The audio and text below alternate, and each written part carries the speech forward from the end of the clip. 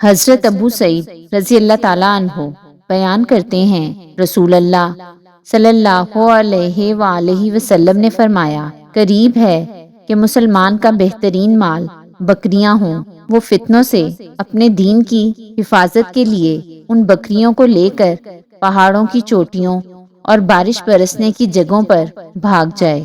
حضرت اسامہ بن زید رضی اللہ تعالیٰ عنہ بیان کرتے ہیں، نبی صلی اللہ علیہ وآلہ وسلم مدینہ کے کسی بلند مکان پر چڑھے تو فرمایا، کیا تم دیکھ رہے ہو جو میں دیکھ رہا ہوں؟ انہوں نے عرض کیا، نہیں۔ فرمایا، بے شک میں فتنے دیکھ رہا ہوں جو تمہارے گھروں میں بارش کے قطروں کی طرح داخل ہو رہے ہیں۔ حضرت ابو ہریرہ رضی اللہ تعالیٰ عنہ بیان کرتے ہیں، رسول اللہ صلی اللہ علیہ وآلہ وسلم نے فرمایا، میری امت کی ہلاکت و تباہی قریش کے چند نوجوان لڑکوں کے ہاتھوں ہوگی۔ حضرت ابو ہریرہ رضی اللہ تعالیٰ عنہ بیان کرتے ہیں، رسول اللہ صلی اللہ علیہ وآلہ وسلم نے فرمایا، زمانہ قیامت کے قریب ہوتا جائے گا، علم ختم کر دیا جائے گا، فتنے ظاہر ہوں گے، دلوں میں بخل ڈال دیا جائے گا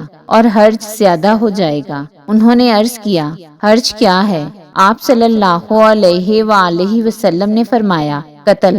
حضرت ابو ہریرہ رضی اللہ تعالیٰ عنہ بیان کرتے ہیں، رسول اللہ صلی اللہ علیہ وآلہ وسلم نے فرمایا، اس ذات کی قسم جس کے ہاتھ میں میری جان ہے، دنیا ختم نہیں ہوگی حتیٰ کہ لوگوں پر ایک ایسا دن بھی آئے گا کہ قاتل کو معلوم نہیں ہوگا کہ اس نے کس وجہ سے قتل کیا، اور مقتول کو معلوم نہیں ہوگا کہ اسے کس وجہ سے قتل کیا گیا۔ عرض کیا گیا، یہ کس وجہ سے ہوگا؟ فرمایا، فتنے کی وجہ سے۔